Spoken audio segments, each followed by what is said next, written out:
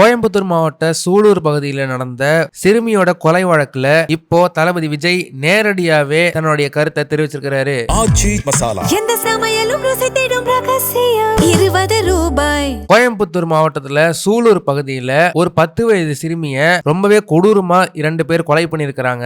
இந்த விஷயம் இப்போ இந்தியா முழுக்கமே ரொம்பவே ஒரு சென்சேஷனலான நியூஸா போய்கிட்டு இருக்கு. கோயம்புத்தூர் மாவட்டம் ஃபுல்லாவே அனைத்து மக்களுமே ஆர்ப்பாட்டமும் போராட்டமும் பண்ணிட்டு இருக்காங்க. இந்த சமயத்துல தளபதி விஜய் தன்னுடைய எக்ஸ்பேஜ்ல ஒரு ட்வீட் ஒன்னு போட்டிருக்காரு. அந்த ட்வீட்ல அவர் என்ன சொல்லியிருக்காருன்னா, கோயம்புத்தூர்ல நேத்து 10 வயசு சிறுமிக்கு நடந்த அந்த கொடூரமான சம்பவம் மனசுக்கு ரொம்ப வேதனையாவும் அதிர்ச்சியாவும் இருக்கு. இந்த மாதிரி மனிதாபிமானமே இல்லாத மன்னிக்கவே முடியாத தப்பையெல்லாம் நம்ம சமூகத்துல ஒருபோதும் ஏத்துக்க முடியாது. தங்களுடைய உயிரான குழந்தைய இழந்து தவிக்கிற அந்த சிறுமியோட குடும்பத்துக்கும் சொந்தங்களுக்கும் என்னுடைய ஆழ்ந்த இரங்கலை தெரிவிச்சுக்கிறேன். அவங்க துக்கத்துல நானும் பங்கெடுத்துக்கிறேன். இந்த கேஸ்ல சம்பந்தப்பட்ட 2 குற்றவாளிகளை போலீஸ் இப்ப கைது பண்ணிருக்காங்க.